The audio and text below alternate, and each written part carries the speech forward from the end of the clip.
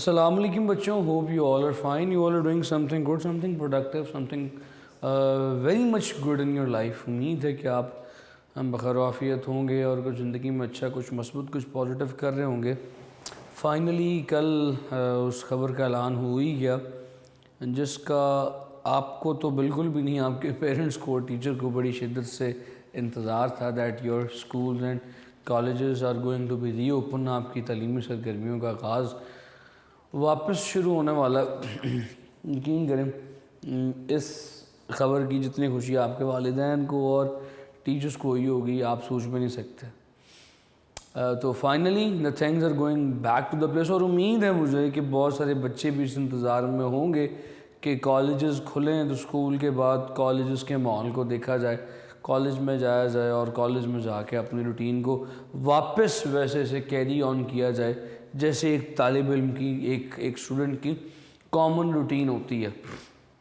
घर में बैठना सबको अच्छा लगता है, छुट्टी सबको पसंद होती है, मगर अपनी रूटीन को तर्क कर देना, रूटीन को छोड़ देना, रूटीन पे फुल स्टॉप लगा देना मेरा नहीं ख्याल किसी को भी पसंद है। और मैं मतलब ऑन अ सीरियस नोट, मेरी राय या मेरी ओपिनियन ये है या मेरा ख्याल ये है या मेरा व्यू ये है, बच्चे भी अब घरों से निकलना चाह रहे हैं, स्कूल या कॉलेज की तरफ आना चाह रहे हैं, अपनी उस फ्रेंड्स गैदरिंग को, बैक बेंचिंग को, पीछे बैठना, उसे मिस कर रहे हैं। टेस्ट में जो है ना वो ड्रामेबाजी करना, सर आज टेस्ट नहीं, सर कल पक्का, कल अच्छा होगा, इन तमाम चीज़ों को मिस कर रहे हैं, मेरा ख्याल है ये वाला।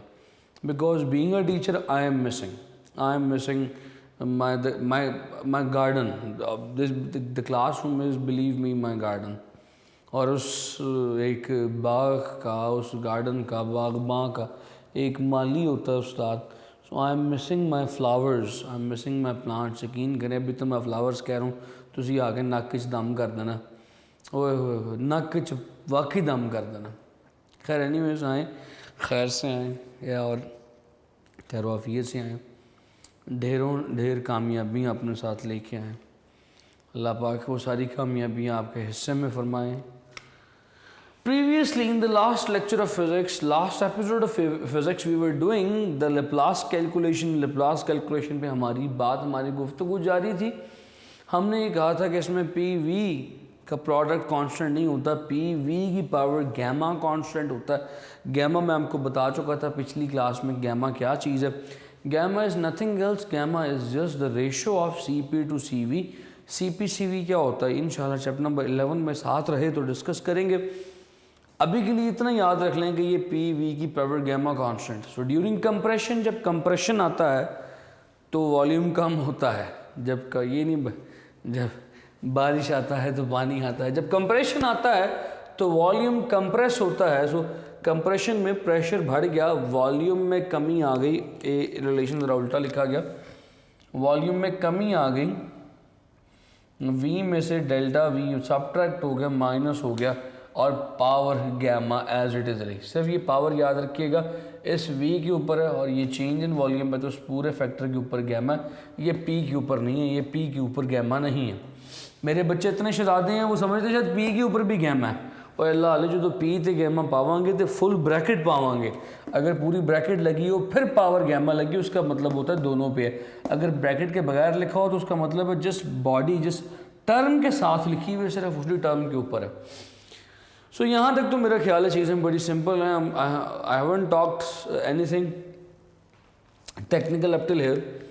अब मैंने क्या करना है, इस पूरे में से V को कॉमन निकालना। अच्छा एक सवाल है, कॉमन कैसे लिया जाता है? देखिए अगर यहाँ पे x प्लस एक्स स्क्वायर लिखा हो और मुझे कहा जाए कॉमन लो, तो क्या कॉमन लूँगा इनमें से? ऑब्वियस ही बात है x कॉमन लूँगा तो बीच में क्या आ जाएगा, 1 प्लस एक्स, ऐसे ही है।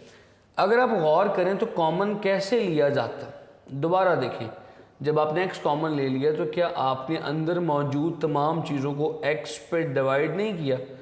याद रहे कि जब भी आप किसी चीज़ को कॉमन लेते हैं तो ब्रैकेट में मौजूद तमाम चीज़ों को एक उसी चीज़ पे जो कॉमन लिया हो डिवाइड कर देते हैं। x पे गया, x स्क्वायर x पे गया, तो क्या वही नहीं आ जाएगा 1 प्लस एक्स, वही टर्म नहीं आ जाएगी जो कॉमन लेने के बाद बनी थी? सो यही काम आप यहाँ पे करेंगे। You are going to take v common. जब आप v कॉमन लेंगे तो अंदर मौजूद चीज़ों को v पे डिवाइड कर देंगे। Let's do it.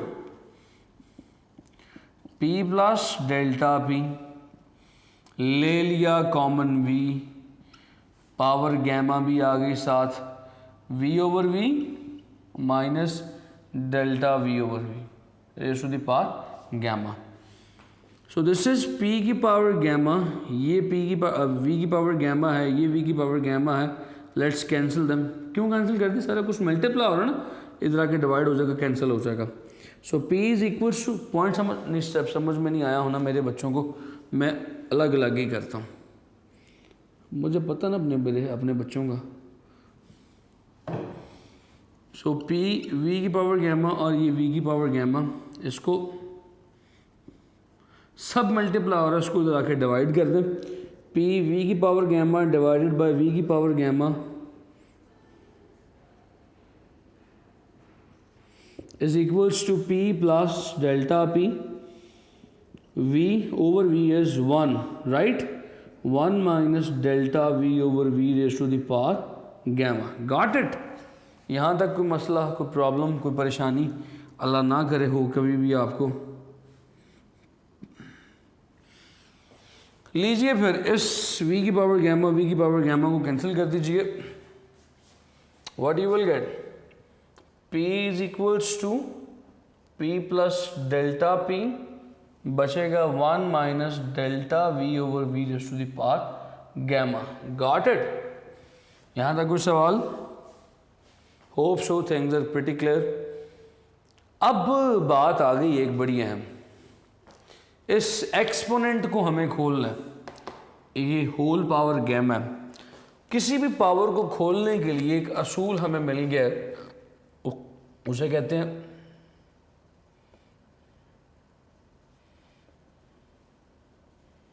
Binomial theorem.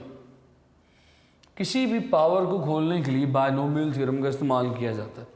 मेरे जिन बच्चों ने बाइनोमियल थ्योरम पढ़ लिया हुआ है मैथमेटिक्स में फर्स्ट ईयर में, तो बहुत अच्छी बात है। जिन बच्चों ने भी बाइनोमियल थ्योरम नहीं पढ़ा, नो प्रॉब्लम, मैं आपको एक आसान था, मैं बाइनोमियल थ्योरम तो नहीं करवा सकता इतने टाइम में, मैं उसके लिए एक आसान तरीका आपको बता देता हूँ। छोटे होते जिस तरह से आप ये स्क्वायर को ओपन किया करते थे, a प्लस बी का होल स्क्वायर, क्या करते थे? जो पावर लिखी है पहली टर्म की वही पावर लिख दी, फिर पावर लिखी प्लस 2 पावर है, पहली टर्म लिखी, दूसरी टर्म लिखी, फिर दूसरी टर्म की वही पावर कर दी। ऐसे ही करते थे ना आसान अल्फाज में, कुछ ऐसा करते थे। तो बस वैसा काम ही इस इक्वेशन पे कीजिए। ये जो इक्वेशन जिसे आपने अब ओपन अप करना है, ये जो इक्वेशन टर्म है 1 minus delta v over v raise to the power gamma, इस पे बाइनोमियल थ्योरम अप्लाई कीजिए। पहली टर्म की वही पावर 1 की पावर गैमा, फिर गैमा लिखा प्लस गैमा और डेल्टा v ओवर v, जो साइन बीच में होता है वो लिखा जाता है यहाँ पे minus delta v over v into पहली टर्म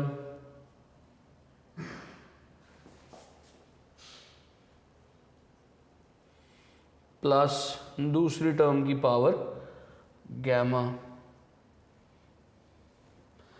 ये बाइनोमियल थ्योरम लगा के आपने इस पे सॉल्व कर दिया। अब इस वैल्यू को सॉल्व करके देखते हैं। Let's see what comes. 1 की power gamma is 1 minus gamma delta v over v। ये जो चीज़ है डेल्टा v की पावर गैमा ओवर v की पावर गैमा होल पावर है, it will be 0। Y?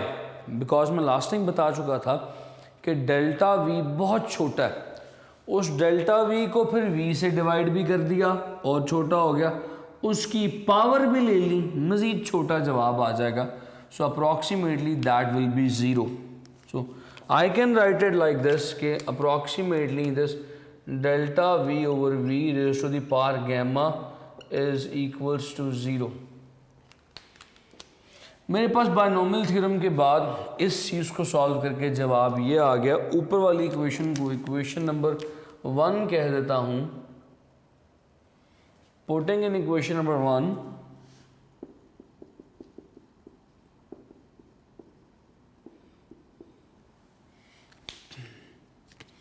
You will get P is equals to P plus delta P,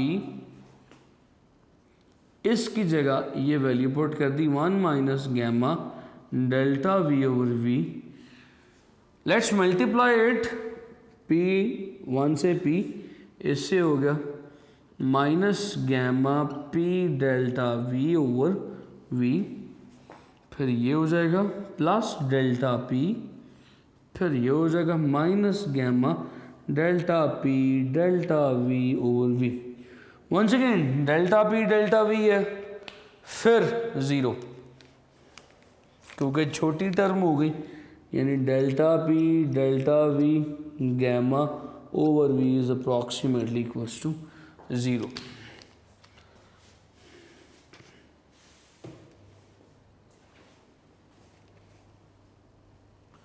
where is a duster? ये है जी duster हमारा.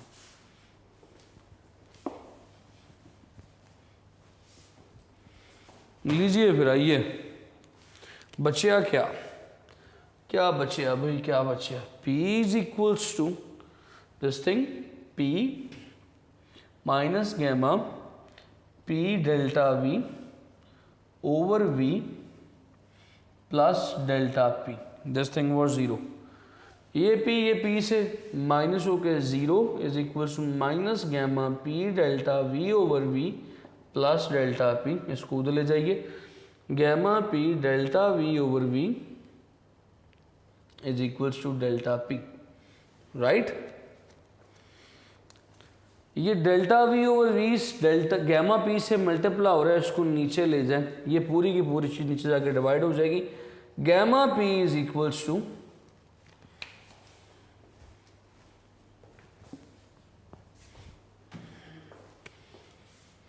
Gamma P is equals to delta P, ये पूरी चीज़ नीचे आ गई over delta V over V. So भाईजान क्या ये गाना आ गया होगा ज़हन में आपके ना? क्या ये वही इक्वेशन नहीं बन गई? Gamma P is equals to delta P over delta V over V is equals to delta P. Pressure is change in force delta F over A divided by delta V over V. क्या ये stress over strain नहीं है? क्या ये stress over strain जो है elastic modulus नहीं होगा? E के इक्वल आ गया.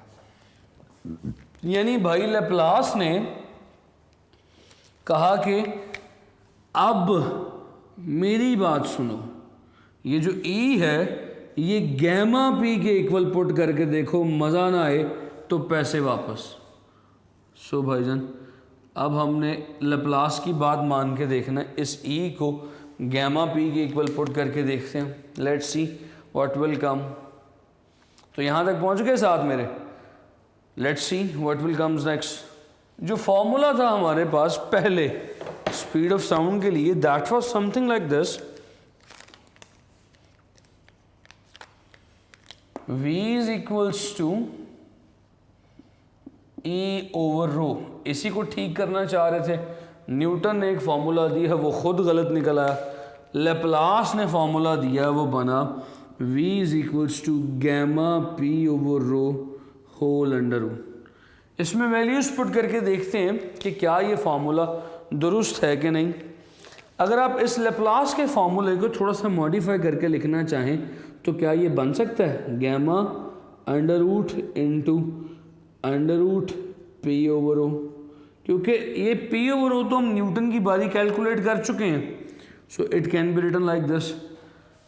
V is equals to under root gamma into velocity of Newton, क्योंकि ये फॉर्मूला न्यूटन की वेलोसिटी के वैल्यूज पुट हुई और जवाब निकला था 280.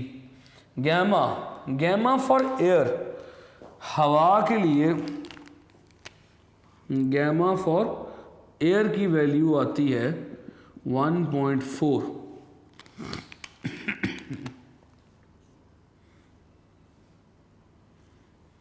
ज़रा पुट कर दीजिए.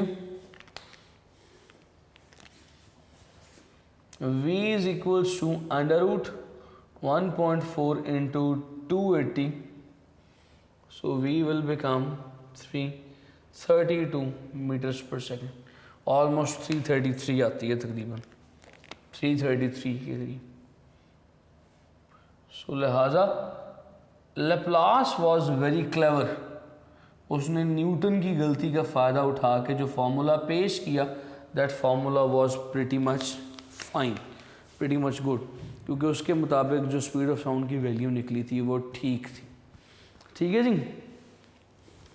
अब आपने MCQ के लिए पेज नंबर 168 पे फॉर योर इन्फॉर्मेशन का जो टॉपिक है, जो डब्बा है वो देख लेना।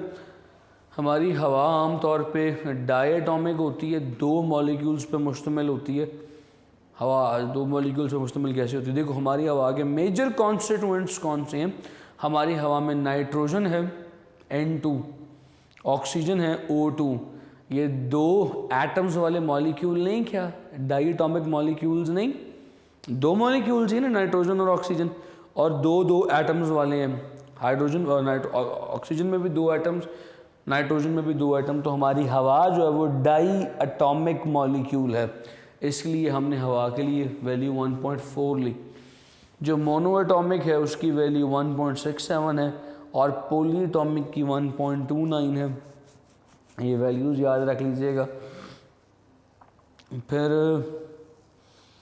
पेज नंबर 169 पे देख लीजिए।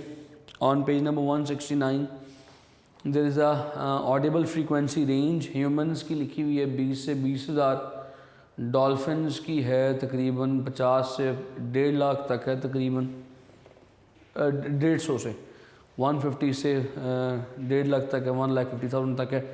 इम्पॉर्टेंट है, इसको ज़रा लिख लीजिए, क्योंकि आम तौर पे MCQ में ये पूछा जाता है। ये MCQ बड़ा इंपॉर्टेंट पूछा जाता है। Which one of the following have the maximum frequency range, maximum audible frequency range? So they are dolphins. मज़े की बात है, do you know dolphins can hear, dolphins can not look, dolphins are blind. उनकी समात जो है वही उनकी बसीरत है। क्या बात है, मेरे गालिब एकदम अंदर घुस गए मेरे।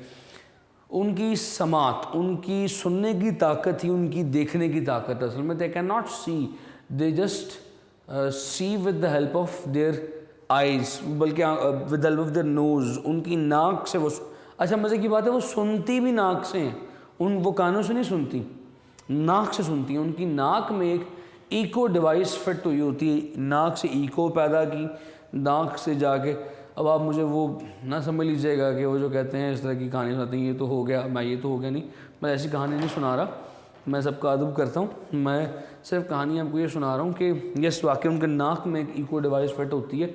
उन्होंने जब किसी चीज़ को, डॉल्फिन्स की बात बताने लगा, उन्होंने जब किसी चीज़ को देखना होता है तो वो अपने नाक से इको प्रोड्यूस करती हैं। इको ऐसे हर जगह फैल जाती है, जैसे रडार नहीं होता, यूँ समझ लीजिए उनका नाक नहीं, उनका रडार है। रडार देखा होगा आपने मूवीज़ में, वो जैसे ऐसे ऊपर घूम रहा होता है, वो जहाज़ को या किसी भी चीज़ की मूवमेंट को डिटेक्ट करने के लिए होता है। उनके नाक से इको निकलती है, एक साउंड निकलती है, वो साउंड जाके मुख्तलिफ़ चीज़ों से जाके टकराती है, टकरा के जब रिफ्लेक्ट होकर वापस आती है, उनका नाक उस इको को डिटेक्ट करता है, उस इको में चेंज को, उस साउंड में चेंज को डिटेक्ट करता है। और उन्हें पता चल जाता है कि सामने बोतल पड़ी हुई है, सामने बैग पड़ा हुआ है, कैमरा पड़ा हुआ है, सामने लाइट पड़ी हुई, ऊपर पंखे लगे हुए। वो इस तरह से चीज़ों को देखती हैं। So there dolphins are actually blind. So उनकी जो 150 से लेके 1,50,000 तक सुनने की फ्रीक्वेंसी है, they how they use it. फिर डॉग्स की जो frequency that is from 50, I guess 50 से शुरू होती है ना, कितने गया 15 से 50,000 तक। डॉग्स की जो ऑडिबल फ्रीक्वेंसी है वो 15 से 50,000 तक है। मज़े की बात यह है कि डॉग्स के लिए कुछ विसल्स यूज़ की जाती हैं, silent whistles, in order to calm down the dog.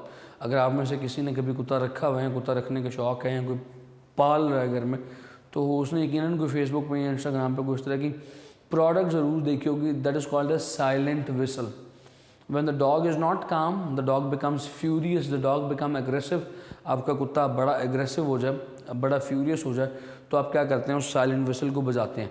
वो आप साइलेंट विसल बड़ी ज़ोर ज़ोर से बजाते हैं कि पता नहीं कितनी की आवाज़ निकलेगी, वो जितनी भी आवाज़ निकलती है आपके कानों में नहीं आती, क्योंकि आपके लिए वो साइलेंट है। उसकी फ्रीक्वेंसी मोर देन 20,000 होती है, आपकी ऑडिबल रेंज से ज़्यादा। आप 20,000 से ऊपर नहीं सुन सकते, और आम तौर पे 20,000 भी नहीं सुन सकते, जो हमारे कानों के हालात नॉइस की वजह से हो चुके हैं। हमारी फ्रीक्वेंसी रेंज 15-16 हज़ार से ऊपर हम नहीं सुन सकते। तो उसकी फ्रीक्वेंसी होती है 30,000 35,000। तो हमें कहाँ सुनाई देगी? हमें कतई सुनाई नहीं देगी, वो सिर्फ कुत्ते को सुनाई देती है। कुत्ता सुन के उसे काम हो जाता है, ठंडा हो जाता है, फ्यूरियसनेस उसका जो अग्रेसिवनेस होता है वो ख़त्म हो जाता है। तो डॉग की, ह्यूमन की, डॉल्फिन की याद कर लीजिएगा। जब आप डॉग, ह्यूमन और डॉल्फिन की याद कर लेंगे तो बैट और कैट की आप देखेंगे तो ऑटोमेटिकली याद हो जाएंगी। कैसा है? अब आगे चलिए, let's move on.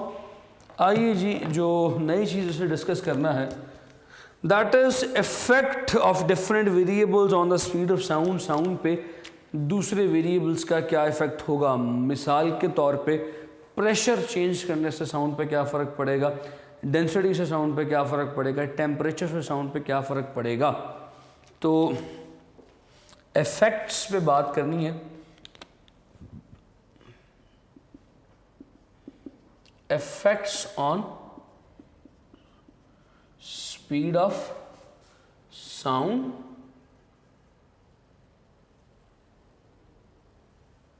Speed of sound पे क्या इफेक्ट्स होंगे, किस किस के। सबसे पहला पढ़ते हैं इफेक्ट ऑफ प्रेशर, बस आज के लिए पहला और आखिरी। इफेक्ट ऑफ प्रेशर, ये बड़ा मज़े का इफेक्ट है, और ये वो इफेक्ट है जिसमें गलती के 99.99% चांसेस हैं। जैसे कि लाइफ बॉय 99.99% जर्म्स मार देता है, इसी तरह इसमें भी गलती के 99.99% चांसेस हैं। If you see the formula of speed of sound, तो आपको मिलेगा v इज इक्वल्स टू, सही वाला formula, under root gamma p over rho. If you can see the formula of speed of sound, तो formula ये कहता है कि v is equals to gamma p over rho. According to the formula, it seems, it appears, जुमला सुनिएगा मैं क्या लिखने लगा हूं, it appears, appear बोले तो लगता है, it appears to be, क्या लगता है? appears to be बोले तो लगता है, appears to be, v is directly proportional to under root of pressure। ऐसे ही लगता है ना, दोनों सामने सामने है कि जब जनाब प्रेशर बढ़ाऊंगा तो वेलोसिटी भी बढ़ जाएगी, क्योंकि डायरेक्ट रिलेशन है, v ऊपर है, p ऊपर है। हमने तो आज तक यही पढ़ा है कि जब दो चीज़ें सामने हो तो क्या होता है, एक को बढ़ाओ दूसरी भी बढ़ जाती है। लेकिन ज़रा थोड़ी तह में जाएं, कहाँ पे? तह में जाएं, ज़रा देखिए होता क्या है। देखिए जी, सपोज कर लीजिए कि आपके पास ये एक वैसल है, दैट वेलस नहीं है, vessel, that vessel is enclosing a gas and enclose with a movable piston, एक मूवेबल पिस्टन से बंद की गई है। बड़ी इंपॉर्टेंट बात करने लगा हूँ आपके साथ, बड़ी मज़े की डिस्कशन करने लगा हूँ, ज़रा गौर से देखिएगा। सपोज दैट कि this vessel contains few molecules, बड़ी मज़े की बात है। इसमें कितने मॉलिक्यूल्स हैं, बस अगर आप साथ रहेंगे ना तो मुझे बड़ा मज़ा आएगा। This vessel contains 7 number of molecules, right. इसकी डेंसिटी कैसे फाइंड आउट करते हो आप? इसकी डेंसिटी फाइंड आउट करते हो कंप्लीट वॉल्यूम, इसका वॉल्यूम है v, और मास, जितना भी इसका मास होगा। So density, how can you measure its density? इसकी डेंसिटी मेजर करने के लिए density would be equals to mass per unit volume, ऐसे ही करते हो ना डेंसिटी को मेजर। अब जब आप इस पे प्रेशर लगाना शुरू करोगे, when you will start exerting pressure on it, जब आप इस पे प्रेशर बढ़ाओगे, व्हाट विल हैपन? अब आ गई बात असल, जुमला आ गया असल, गौर वाला। जब आप इस पे प्रेशर बढ़ाओगे, when you will increase the pressure, volume कम हो जाएगा। ये जो 6 मॉलिक्यूल, 3 मॉलिक्यूल्स ऊपर से, ये पिस्टन के नीचे के आने की वजह से, पिस्टन आ गया जनाब इधर, पिस्टन टेढ़ा हो गया आते आते, पिस्टन आ गया जनाब इधर। तो वो जो 6 मॉलिक्यूल्स थे उन्होंने भी अपनी जगह इधर ही एडजस्ट करनी है। तो ये 7 मॉलिक्यूल्स, 1 2 3 4 5 6 7, ये इस तरह से कुछ एडजस्ट हो जाएंगे, यानी कि they will lose this volume, यानी प्रेशर बढ़ाने से वॉल्यूम कम हुआ, वॉल्यूम डेंसिटी के इन्वर्सली प्रोपोर्शनल है, डेंसिटी बढ़ जाएगी।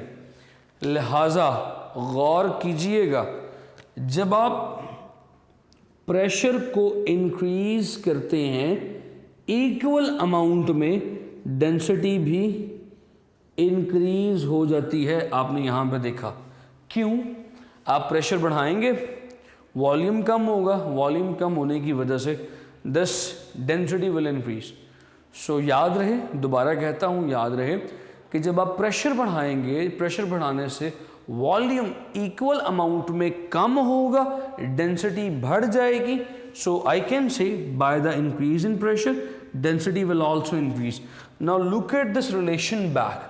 आप इस फॉर्मूला को दोबारा देखिए। सो होता क्या है, जब आप इस प्रेशर को बढ़ाते हैं, यानी इस फार्मूला में न्यूमिनेटर को जब बढ़ाएंगे, डिनोमिनेटर उतना ही बढ़ जाएगा। मिसाल के तौर पे प्रेशर डबल हुआ, डेंसिटी भी डबल हो जाएगी। ऊपर भी 2p आ गया, नीचे भी 2 गैमा आ गया, कट गया तो p ओवर हो वैसे ही रह गया। सो लगता है कि प्रेशर डायरेक्टली प्रोपोर्शनल है, लेकिन प्रेशर के बढ़ने की वजह से डेंसिटी भी बढ़ जाती है, तो इफेक्ट कैंसिल हो जाता है। अपीयर्स टू बी ये है, मगर एक्चुअल में क्या होता है,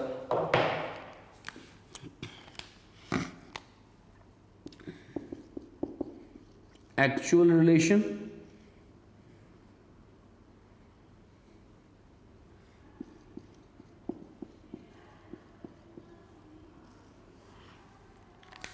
नो इफेक्ट,